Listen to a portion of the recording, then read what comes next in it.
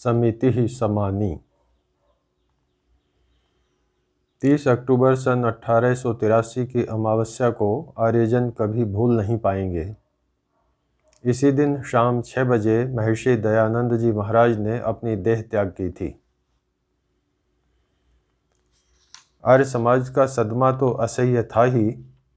आर्येतरों पंडित बालकृष्ण भट्ट ने हिंदी प्रदीप, सर सैयद अहमद खान ने कोहिनूर, थियोसोफिस्टों ने अपने पत्र थियोसोफिस्ट, प्रोफेसर मैक्स मूलर ने पालमाल गजट, अनेकों विद्वानों ने तत्कालीन पत्र पत्रिकाओं में उनके निधन पर अपने मार्मिक उद्गार प्रकट किए थे।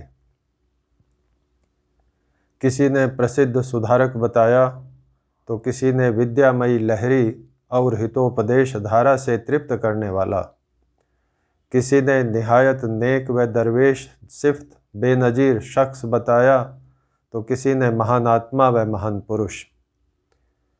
पंडित इंद्र विद्या वाचस्पति जी के शब्दों में, उस समय आर्य समाज और आर्य समाजियों को एक दयानंद का भरोसा था। कोई झगड़ा हो तो वही निपटाएं, शास्त्रार्थ हो तो वही पहुँचें, उत्सव की शोभा उन्हीं से। सारांश यह कि समाज का सर्वस्व केवल वही थे। आर्य समाज में जो मातम की घटा छा गई वह यथार्थ ही थी। मेरठ के आर्य समाचार ने लिखा था, रो रो ए बदबख्त आर्यावर्त, खूब दिल खोल कर रो ले, आज तेरी फजलियत का सूरज गरूब हो गया। परंतु ऋषि की मृत्यु का गम भी ऋषि के उपदेशों पर हावी नहीं हो सका। आर्यजन जिन्होंने ऋषि दयानंद को सुना था, दर्शन किए थे, उनके गम की भावनाओं का नहीं, अपितु समाज सुधार के काम को आगे बढ़ाने का ज्वार उफन रहा था।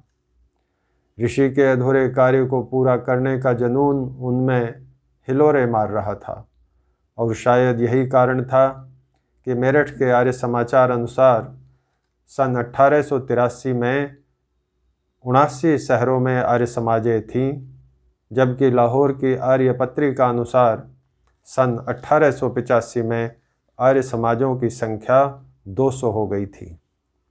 यह उस स्थिति में था जब आर्य प्रतिनिधि सभाएं नहीं बनी थी। लाहौर, मेरठ व बम्बई आर्य समाजें ही गढ़ मानी जाती थीं। उस समय प्रत्येक आर्य उपदेशक था, प्रत्येक आर्य भजनोपदेशक था, प्रत्येक आर्य पुरोहित था, प्रत्येक आर्य शास्त्रार्थ महारथी था, सब कुछ वही था। इस समय स्वामी आत्मानंद जी, स्वामी ईश्वरानंद जी, मेहता कृष्णराम इच्छाराम जी, स्वामी ब्रह्मानंद जी, ब्रह्मचारी रामानंद जी, चौधरी नवल सिंह जी आदि अनेकों आर्यजनों ने अपने गुरु ऋषि दयानंद के उपदेशों की ज्योति को न केवल जन जन में जलाए रखा, अपितु 2 साल के अंदर अंदर ही 2-3 गुना आर्य समाजों की स्थापना कर दी। उसके बाद आर्य समाजों की संख्या तथा वैदिक धर्म का प्रचार अनेकों महात्माओं, उपदेशकों, विद्वानों, शास्त्रार्थ महारथियों, भजनोपदेशकों, आर्यजनों, नेताओं की बदौलत आगे से आगे बढ़ता गया तथा विश्वधारा के अन्य संप्रदायों के विचारों पर दृश्य या अदृश्य छाप छोड़ता गया।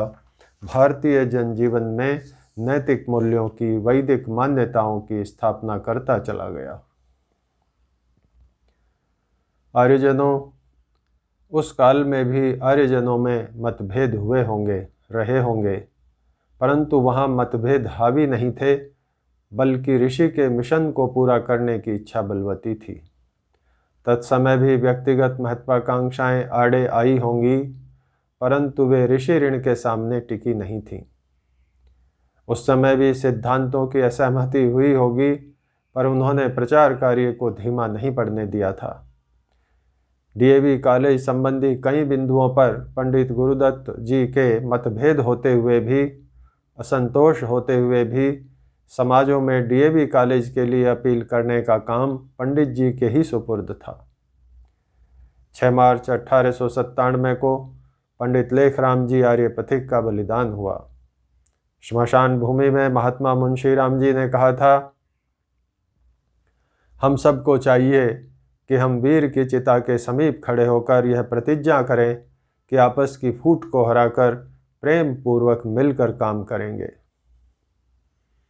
आज भी सभी आर्य महर्षि का ही काम कर रहे हैं।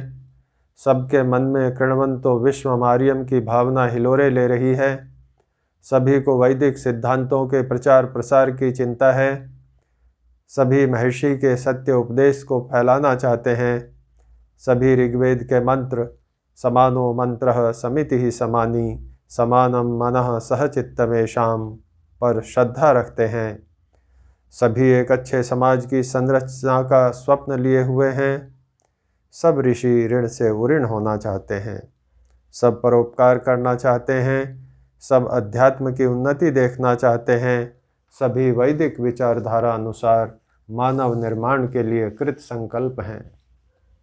सबका उद्देश्य एक है, सबका गंतव्य एक है, सबका लक्ष्य एक है, सबका गुरु एक है।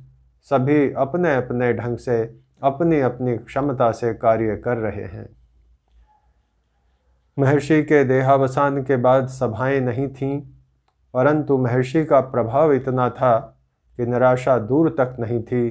फलतः समुचित संगठन न होते हुए भी आर्यजनों ने अविस्मरणीय कार्य किया। आज आर्य समाज का संगठन है, प्रतिनिधि सभाएं हैं, सार्वदेशिक सभाएं हैं। कई ऐसी संस्थाएं हैं जो समर्थ भी हैं तथा ऋषि के कार्य में सन्नद्ध भी हैं।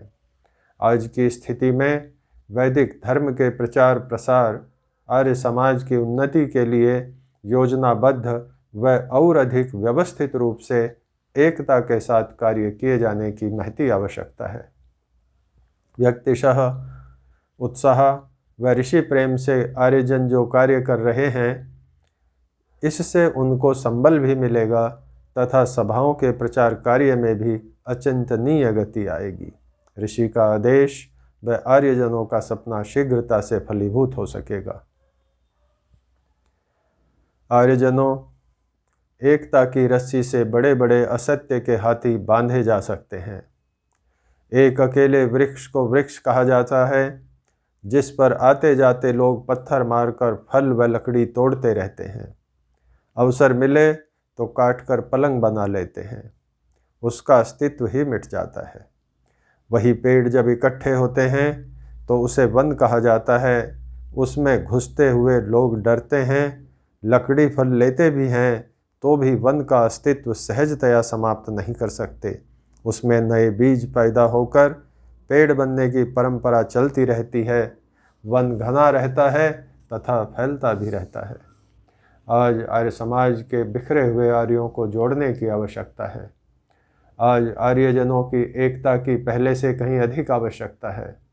आज आर्यजनों को पेड़ से छोटी वाटिका से वन बनने की आवश्यकता है और इसके प्रयास ऊपर से शुरू करने होंगे।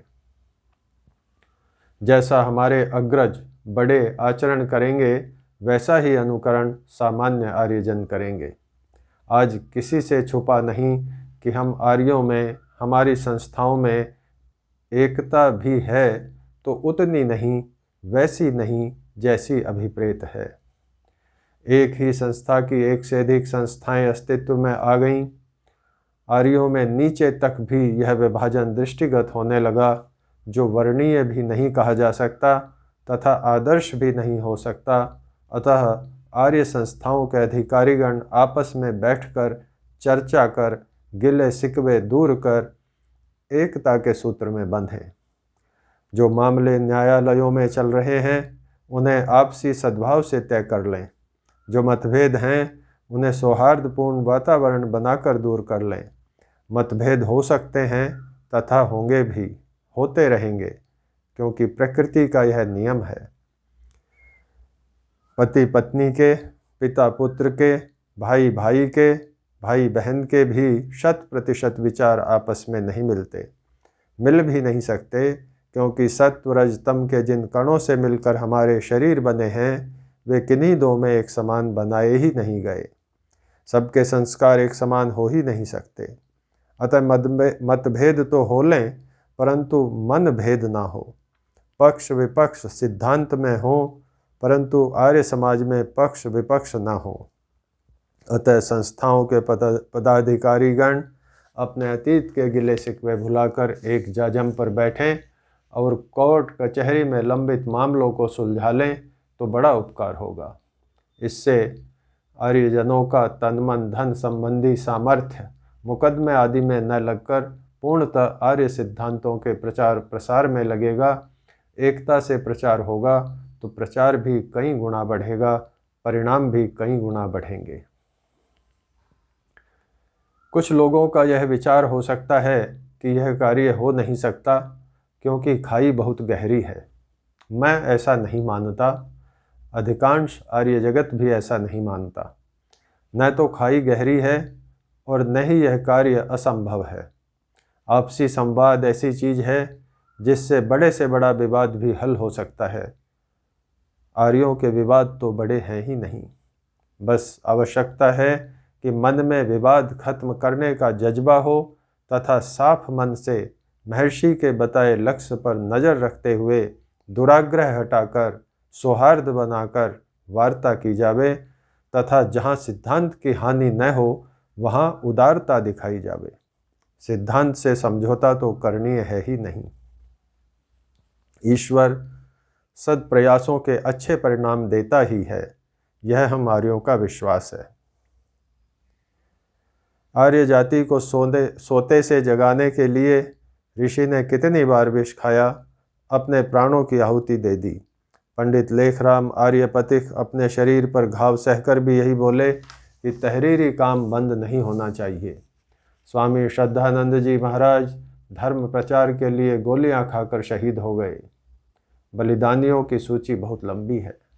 अनेकों आर्यवीर वैदिक पथ को कंटक विहीन करते करते अपना सर्वस्व बलिदान कर गए। उन आर्यों के वंशज हैं आप। निराशा आपका रास्ता नहीं रोक सकती, कठिनाइयाँ आपको उलझा नहीं सकती, हार आपको हरा नहीं सकती। नैराश्य का तो आर्यों के जीवन में स्थान होता ही नहीं। और फिर ऋषि का ऋण चुकाना भी तो हमारी जिम्मेदारी है। बस पुरुषार्थ करने की देर है, क्योंकि अनुद्योगेन तैलानि तिलेभ्यो नाप्तुम अर्हति। फरवरी 2018।